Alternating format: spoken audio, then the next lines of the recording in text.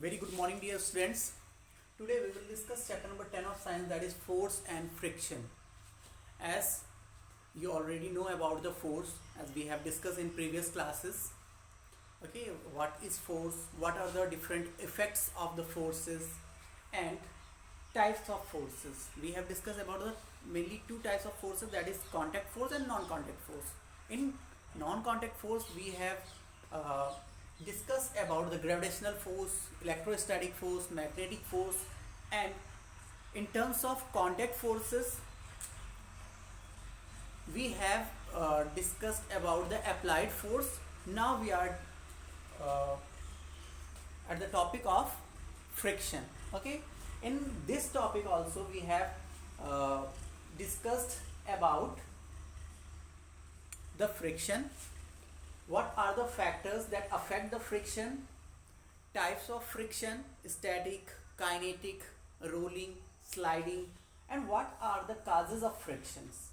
Okay, now today we will discuss about the friction which is exerted by the fluid on a body which is moving in that fluid. इसका मतलब क्या है?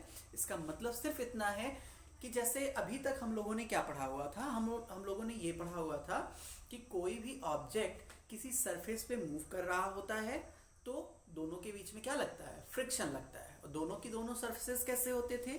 Solid होते थे। ठीक है, यहाँ पे जो हम डिस्कस करने जा रहे हैं, यहाँ पे फ्लूइड के बारे में है। किसके बारे में? फ्लूइड के बारे में है कि फ्लूइड भी क्या करता है? फ्रिक्शनल फोर्स एग्जर्ट करता है। फ्लूइड भी क्या करता है? फ्रिक्शनल फोर्स एग्जर्ट करता है। ये टर्म है फ्लूइड। ठीक, अब आपके दिमाग में आ रहा होगा कि सर सारी चीज़ें तो समझ में आई, ये टर्म ही नहीं समझ में आ रहा हमें, ये फ्लूइड क्या होता है। तो चलिए इसको ऐसे समझते हैं। सपोज ये मार्कर है, अगर मैं इसको यहाँ से ऐसे छोड़ दूँ तो क्या होगा? ये नीचे जाएगा, गिर के एक जगह पे पड़ा रहेगा। ठीक, और एक दूसरी चीज़ मान लेते हैं, ग्लास में मैंने लिया हुआ है वाटर। ठीक है, वाटर को अगर मैं यहाँ से ऐसे गिरा रहा हूँ तो पानी भी गिर के एक जगह पे पड़ा रहेगा क्या? नहीं, वो फ्लो होता है, वो फैल जाएगा, है ना। तो कोई भी ऐसी चीज़, कोई भी ऐसा मैटर जिसमें क्या करने की प्रॉपर्टी हो? फ्लो करने की प्रॉपर्टी हो, फ्लूइड कहलाता है। लाइक आपके जितने भी लिक्विड्स हैं सब क्या कहलाएंगे? फ्लूइड कहलाएंगे। आपकी एयर क्या कहलाएगी? फ्लूइड कहलाएगी। ठीक है, तो सोचने वाली बात यह है कि क्या लिक्विड भी फ्रिक्शनल फोर्स एग्जर्ट करता है? क्या एयर भी फ्रिक्शनल फोर्स एग्जर्ट करती है? चलिए डिस्कस करते हैं। अगर इस क्वेश्चन का आंसर हम दें तो बिल्कुल बेटा, आपके जो फ्लूइड्स होते हैं वो भी क्या कर रहे होते हैं? वो भी फ्रिक्शनल फोर्स एग्जर्ट करते हैं। कब, कैसे? चलिए देखते हैं। मान लेते हैं ये कोई वाटर बॉडी है, कोई रिवर ले लो या फिर कोई झील ले लो या फिर समुद्र की बात कर लेते हैं। यहाँ पे एक बोट है। क्या है? बोट। ठीक है, बोट है जिसकी डायरेक्शन किधर है? इधर। बोट की डायरेक्शन किधर है? इस साइड में। ठीक, अगर बोट इस साइड में जा रहा है तो ये फ्लूइड जो है इस बोट के ऊपर किस साइड में फोर्स लगा रहा होगा? इस साइड में फोर्स लगा रहा होगा। ठीक है, इन केस अगर यहाँ पे जो एक आदमी बैठा होता है वो हाथ में पतवार लिए होता है। ठीक है, वो पतवार से क्या करता है? पानी को पीछे की तरफ ढकेलता है तो बोट क्या होती है? आगे की तरफ बढ़ती है। ठीक, ये जो नाव है ये आगे की तरफ बढ़ती है। इन केस वो इंसान पतवार चलाना बंद कर दे और बिल्कुल भी हवा ना चल रही हो तो ये नाव जो है वो चलेगी कि रुकेगी? आप कहेंगे रुक जाएगी सर। बिल्कुल सही बात। लेकिन पहले तो ये मूव कर रही थी। क्यों? पहले इसलिए मूव कर रही थी क्योंकि पतवार से वो क्या कर रहा था? नाव को चला रहा था। अब उसने रोक दिया तो भाई मूवमेंट तो इसमें है ना नाव में, ये रुक क्यों जा रहा है? इसको तो चलते रहना चाहिए। इसका मतलब ये है कि कोई ना कोई एक्सटर्नल फोर्स इस नाव के ऊपर प्रभाव डाल रहा है, इफेक्ट डाल रहा है, जिसकी वजह से इसकी स्पीड स्लो होते होते होते होते फाइनली क्या होती है, रुक जाती है। ठीक है, और वो जो एक्सटर्नल फोर्स है वो कहीं और से नहीं लग रहा है। क्यों? क्योंकि मैंने बताया आपको कि हवा वगैरह कुछ नहीं चल रही है। ठीक है, हवा नहीं चल रही है, यहाँ पे लहरें पानी में नहीं है, कुछ भी नहीं है। ठीक, तब एक्सटर्नल फोर्स कहाँ से आया? एक्सटर्नल फोर्स आया इस फ्लूइड के थ्रू। ये फ्लूइड क्या कर रहा है, इस बोट के ऊपर एक फ्रिक्शनल फोर्स लगा रहा है, जिसकी वजह से ये नाव जो है वो फाइनली क्या होती है, रुक जाती है। ठीक है, और फ्लूइड के थ्रू जो फ्रिक्शनल फोर्स एग्जर्ट होता है उसको एक स्पेशल टर्म दे दिया गया था। क्या नाम दिया गया है? ड्रैग। क्या नाम दिया गया है? ड्रैग। ठीक, तो कोई भी फ्लूइड जब क्या करता है, एक फोर्स एग्जर्ट करता है, एक फ्रिक्शनल फोर्स एग्जर्ट करता है किसी बॉडी के ऊपर जो कि उसमें मूव कर रही हो, उसको क्या बोलते हैं हम? ड्रैग बोलते हैं। ठीक है, अब आपने देखा होगा बहुत सारी चीज़ों को, जैसे एरोप्लेन का शेप अगर आप देखें, आप फिश का शेप अगर आप देखें, या फिर आप बोट का शेप देख लें, है ना, या फिर बड़ी बड़ी जो शिप्स होती हैं उनका शेप देख लें, तो यहाँ पे एकदम स्टार्टिंग में क्या होता है, वो पतले होते हैं, है ना, इस तरह से मछली जैसा शेप नहीं होता है। आप एरोप्लेन का शेप देखेंगे तो मछली जैसा ही कुछ लगता है ना, मतलब यहाँ पे जो है वो पतले होते हैं और बीच में मोटे होते हैं। ऐसा क्यों? उनको चलना इस तरह से है। ठीक, ऐसा इसलिए होता है कि यहाँ पे जब एरोप्लेन मूव कर रहा होता है तो बहुत सारी एयर होती है। अब आप सोच रहे होंगे सर आपने लिक्विड कहा, तो समझ में आया कि लिक्विड तो क्या कर रही है, फ्रिक्शनल फोर्स एग्जर्ट कर रही है। क्या एयर भी करती है? बिल्कुल करती है बेटा। ठीक है, बिल्कुल आपकी एयर भी क्या करती है, फ्रिक्शनल फोर्स एग्जर्ट करती है, जिसको हम क्या बोलते हैं, ड्रैग बोलते हैं। ठीक, अब अगर इसका शेप इस तरह से होगा, इस तरह से, तो सारी की सारी एयर यहाँ पे आके स्ट्राइक करेगी, है ना, और स्ट्राइक करेगी तो क्या इस एरोप्लेन की स्पीड उतनी हो पाएगी जितनी इसको होनी चाहिए? नहीं हो पाएगी। क्यों? पावर, ये जो इंजन है वो सेम पावर के हैं। ठीक है, सारी चीज़ें सेम हैं, सेम फ्यूल ये कंज्यूम कर रहे हैं, सब कुछ सेम हो रहा है, लेकिन इसकी स्पीड उतनी नहीं हो रही। क्यों? क्योंकि यहाँ पे जो एयर है वो इसके मोशन का क्या कर रहा है, अपोज कर रहा है। और फ्रिक्शन क्या था बेटा? फ्रिक्शन यही तो था, मोशन का अपोज करने वाली चीज फ्रिक्शन कहला रही थी। ठीक, तो यहाँ पे इसके मोशन का अपोज कौन कर रहा है? एयर कर रहा है। तो एयर क्या कर रहा है, इसके ऊपर एक फ्रिक्शनल फोर्स, जिसको हम क्या बोल रहे हैं, ड्रैग एग्जर्ट कर रहा है, जिसकी वजह से इसकी स्पीड क्या होती है, स्लो रहती है। इन केस इसी का शेप, इसी एरोप्लेन का शेप कैसा कर दिया जाए, इस तरह का कर दिया जाए जैसा कि नॉर्मली होता है, तो होगा क्या, यहां से बहुत सारी एयर जब यहाँ पे स्ट्राइक करेगी तो यहाँ से क्या होगी, निकल जाएगी ना, ऐसे किनारे किनारे से क्या होगी, सारी एयर निकल जाएगी और ये सीधा स्पीड के साथ आगे बढ़ता चला जाएगा। मतलब क्या है इसका, मतलब ये है कि जितना कम एरिया ऑफ कांटेक्ट होगा यहाँ पे, उतना कम ड्रैग एक्सर्ट होगा इस मूविंग बॉडी के ऊपर, चाहे ये हो, चाहे फिर आपकी शिप्स हो जो कि समुद्र में चलती हैं, या फिर आपकी बोट हो, जो भी हो। ठीक, और इस तरह का शेप जो अलग अलग व्हीकल्स को, अलग अलग चीज़ों को दिया गया होता है, उस शेप को बोलते हैं स्ट्रीम लाइन शेप। क्या बोलते हैं, स्ट्रीम लाइन शेप। ठीक है, इस तरह के शेप को क्या बोलते हैं, स्ट्रीम लाइन शेप बोलते हैं। तो समझ में आ गया होगा आपको, है ना। आपने कार्स देखी होंगी बच्चों, कार्स की अगर हम बात करें, कार्स ऐसे भी तो बनाई जा सकती थी,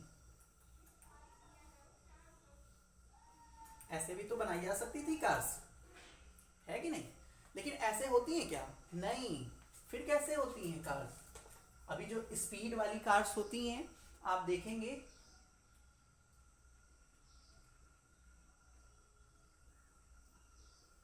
इस तरह का कुछ शेप होता है ना।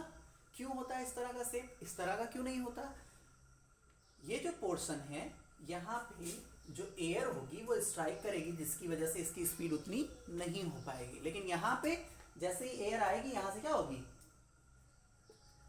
बैक हो जाएगी, ठीक। और इसके रास्ते में जो हवा आ रही है उसका जो कांटेक्ट होगा इस कार के साथ वो कम होगा, मीन्स कम एरिया जो है एयर के सामने आएगा, जिसकी वजह से ड्रैग जो है कम से कम एग्जर्ट होगा इस कार के ऊपर और कार की स्पीड बनी रहेगी। क्लियर हो गया होगा आई थिंक, ठीक। अब बात करते हैं किसकी, advantage and disadvantage of friction की।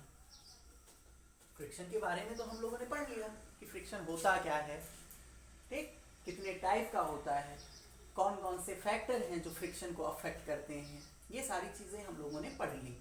अब इसके फायदे के बारे में जान लेते हैं और नुकसान के बारे में जान लेते हैं कि आखिर ये जो फ्रिक्शन है ये हमारे लिए अच्छा होता है या हमारे लिए बुरा होता है। तो जैसे हर सिक्के के दो पहलू होते हैं बेटा, अगर कोई भी कॉइन को आप क्या करोगे, टॉस करोगे ऐसे, तो उसमें एक हेड आता है और दूसरा टेल आता है, मतलब दो चीज़ें हैं, है ना।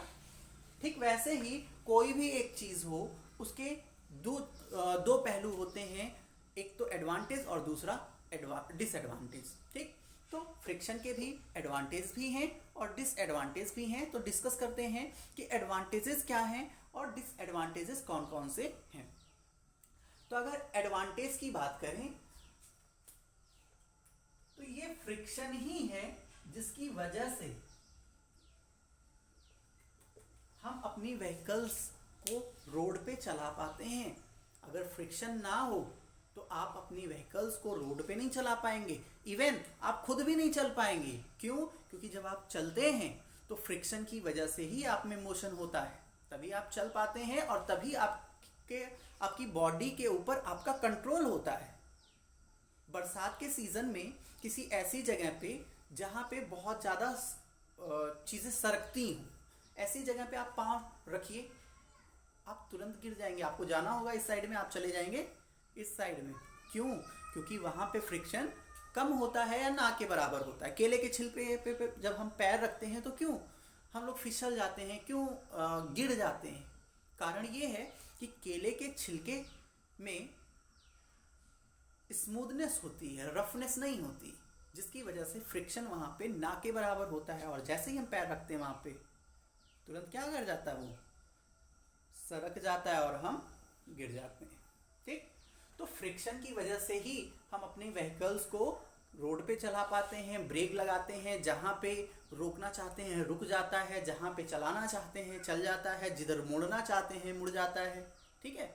अगर फ्रिक्शन ना होता तो ये सारी चीज़ें पॉसिबल ना होती, ठीक है।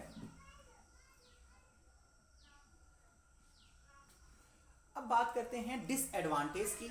डिसएडवांटेज भी हैं इसके। कौन कौन से डिसएडवांटेज हैं भाई? अगर डिसएडवांटेज की बात करें तो सबसे पहला डिसएडवांटेज ये है कि जो हमारी मशीनरी पार्ट्स होते हैं, मशीन्स, ठीक है, वो क्या करती हैं, रब करती हैं। रब करते करते फ्रिक्शन की वजह से वो जो पार्ट्स होते हैं ना वो खराब हो जाते हैं। क्या होते हैं? खराब हो जाते हैं। तो उनको हमें चेंज करवाना पड़ता है। चेंज करवाने में लगता क्या है? पैसा, ठीक है, पैसा भी लगता है। चेंज करवाने में आप टाइम भी वेस्ट करते हो। तो ये तो पहला डिसएडवांटेज हो गया किसका? फ्रिक्शन का। दूसरा डिसएडवांटेज क्या है? दूसरा डिसएडवांटेज ये है कि उस फ्रिक्शनल फोर्स को, मान लेते हैं हम साइकिल चला रहे हैं, ठीक, साइकिल चला रहे हैं तो होता क्या है बच्चों कि फ्रिक्शनल फोर्स तो टायर्स और सरफेस के बीच में लग ही रहा होता है। उस फ्रिक्शनल फोर्स को ओवरकम करने के लिए हमें क्या करना होता है? एक्स्ट्रा एफर्ट लगाना पड़ता है। अगर फ्रिक्शन ना हो तो कम ताकत में ही वो साइकिल मूव कर सकती थी, लेकिन फ्रिक्शन होने की वजह से हमें ज़्यादा ताकत लगानी पड़ती है। इसका मतलब वेस्ट ऑफ एनर्जी भी होती है फ्रिक्शन से, है ना। तो दो चीज़ें आपको समझ में आ गई होंगी। पहला, वेस्ट ऑफ एनर्जी फ्रिक्शन की वजह से, और दूसरा, बहुत ज़्यादा फ्रिक्शन होने की वजह से जो आपके मशीनरी पार्ट्स होते हैं वो वियर आउट हो जाते हैं, खराब हो जाते हैं, जिससे हमें उनको बार बार चेंज करवाना पड़ता है, ठीक है। अब बात करते हैं मेथड्स रिड्यूसिंग फ्रिक्शन। कुछ मेथड्स हैं यहाँ पे, ठीक है, जिसका यूज करके हम क्या कर सकते हैं, किसी भी रफ सरफेस को जहाँ पे बहुत ज़्यादा फ्रिक्शन है उसको फ्रिक्शन लेस कर सकते हैं या फिर उसके फ्रिक्शन को रिड्यूस कर सकते हैं। कैसे? लुब्रिकेंट अप्लाई करके। क्या करके? लुब्रिकेंट अप्लाई करके। लुब्रिकेंट क्या होता है? लुब्रिकेंट एक बहुत ही विस्कस सी चीज़ होती है। विस्कस का मतलब चिपचिपा टाइप का, है ना। तो लुब्रिकेंट जब आप देखते होंगे साइकिल जब हमारी बहुत जाम चलने लगती है तो वहाँ पे ऑयल डाला जाता है उसके व्हील्स में, है ना। ऑयल डाला जाता है। जब साइकिल की चेन जो होती है वो आवाज़ करने लगती है तो वहाँ पे ग्रीस लगाया जाता है, देखा होगा आपने। तो साइकिल में आखिर हम लोग ये क्या कहते हैं, तेल क्यों डालते हैं या फिर ग्रीस क्यों लगाते हैं? इसलिए लगाते हैं ताकि वो सरफेस फ्रिक्शन लेस हो पाए और या फिर वहाँ का जो फ्रिक्शन ज़्यादा लग रहा है वो रिड्यूस हो पाए और हम कम एफर्ट में ही ज़्यादा से ज़्यादा काम कर सकें। मतलब थोड़ी सी ताकत लगा के ही हमारी साइकिल अच्छे से चले, ठीक है। तो वो जो चीज़ होती है उसको क्या बोलते हैं? लुब्रिकेंट बोलते हैं। दूसरा एक तरीका वॉल वियरिंग। वॉल वियरिंग का मतलब आपने एक टर्म बहुत सारे लोगों के मुंह से सुना होगा, बैरिंग। बैरिंग सुना है ना, कि इसकी बैरिंग फूट गई है, इसकी बैरिंग खराब हो गई, इसकी बैरिंग चेंज करवानी है। फिगर देखिए वहां पे बैरिंग आपको दिख रहा है ना। एक्चुअली वो बैरिंग नहीं होता, वो होता है वियरिंग। और कैसा वियरिंग? Ball wearing. वहां पे बॉल लाइक स्ट्रक्चर होते हैं, इस तरह से लोहे के बॉल लाइक स्ट्रक्चर्स होते हैं, ठीक। वो एक केज में ऐसे पहनाए गए होते हैं, ठीक है। और वहां पे क्या होता है? लुब्रिकेंट लगा होता है, ठीक, जिसकी वजह से फ्रिक्शन कम से कम लगता है। तो पहला तरीका तो ये हो गया कि आप लुब्रिकेंट अप्लाई कर दीजिए। वहां पे क्या अप्लाई कर दीजिए? लुब्रिकेंट। लुब्रिकेंट कौन सा हो सकता है? सॉलिड भी हो सकता है और लिक्विड भी हो सकता है। लिक्विड के बारे में मैंने आपको बताया, ऑयल वगैरह, ठीक। सॉलिड के बारे में अगर बात करें तो कुछ इलेक्ट्रिकल अप्लायंसेस होते हैं, वहाँ पे ग्रेफाइट का जो पाउडर होता है उसको एज अ हम ड्राई लुब्रिकेंट यूज करते हैं, ठीक। पहला मेथड हो गया लुब्रिकेशन करके हम क्या कर सकते हैं? फ्रिक्शन को रिड्यूस कर सकते हैं। दूसरा मेथड क्या हो गया? बॉल वियरिंग का यूज करके हम फ्रिक्शन को रिड्यूस कर सकते हैं। समझ आई दोनों चीजें? चलिए अब बात करते हैं मेथड्स ऑफ इंक्रीजिंग फ्रिक्शन। किसी भी सरफेस पे अगर हमें फ्रिक्शन बढ़ाना है तब हम क्या करेंगे, है कि नहीं। अगर मान लेते हैं कोई चीज़ है जहाँ पे फ्रिक्शन की ज़्यादा ज़रूरत है, ठीक है, तो फ्रिक्शन बढ़ाने के लिए हम क्या करेंगे भाई? कुछ ना कुछ तो करना पड़ेगा।